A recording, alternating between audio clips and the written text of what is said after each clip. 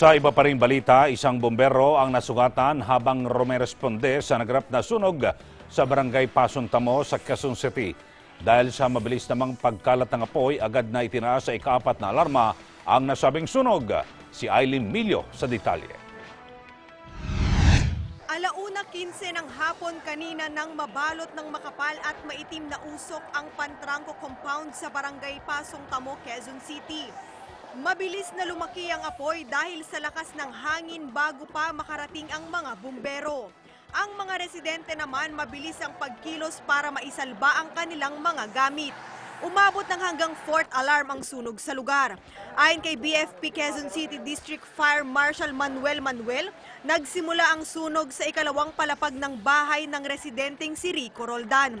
Mabilis anya na kumalat ang apoy dahil sa lakas ng hangin. Naging sanay dito sa bahay ni Rico Roldan dito sa taas. So ongoing yung nasa baba sila lahat nung meron na lang daw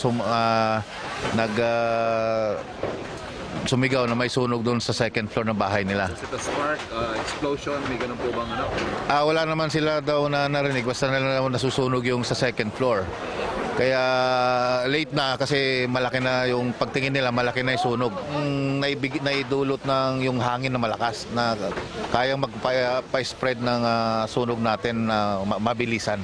Sa inisyal na report ng BFP-QC, nasa 50 kabahayan ang tinupok ng apoy na karamihan ay gawa sa light materials. 120 pamilya ang naapektuhan ng sunog at tinatayang humigit kumulang kalahating milyon ang halaga ng napinsala sa sunog.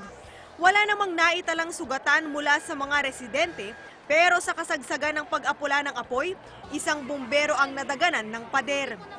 Kinilala ang biktima na si FO2 Arnold Pulido na mabilis namang naisugod sa ospital. Ang pamilya naman ng residenteng si Aling Salve Libres hindi mapigilan ang pag-iyak dahil naapektuhan sila ng sunog. Ayon kay Aling Salve, wala silang naisalba na kahit na anumang gamit at tanging ang hawak lang niya na mahalagang papeles. Pero ang mahalagaan niya, nakaligtas silang lahat sa sunog. Sumigaw yung pamangkin kong galing dito, tita, may sunog. Makita ko lakasan ng apoy. Tumakbo na lang kami mag-asawa. Kinuha ko lang yung mga papeles namin. Pero ito lang po nasalbahan namin, walang iba. Saka yung abot namin. Wala na pong natira. Wala na kami pagkain. Ano gagawin namin pagkain? Wala na.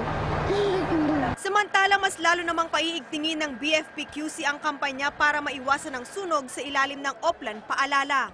Mag-iikot ang mga bumbero sa lungsod para ipaalala sa mga residente na gawin ng dobleng pag-iingat lalo ngayong papalapit ang tag-init kung saan marami ang naitatalang sunog. Ng mga bumbero ngayon, ibabalik namin yung Oplan Paalala na lahat ng mga depressed area natin o mga nasa populated area na katulad ng mga ganitong lugar, umaga at saka hapon nating bibisitahin para paalalahanan na panahon na naman tag-init at lumalakas na naman yung hangin natin. Kaya kailangan natin ng dobleng ingat para hindi natin maranasan yung ganito na maliit lang yung pinagmulan pero sa maliit nagsimula pero marami naman yung natatamay. Para sa Eagle News, Aileen Milio, I'm 1 with 25.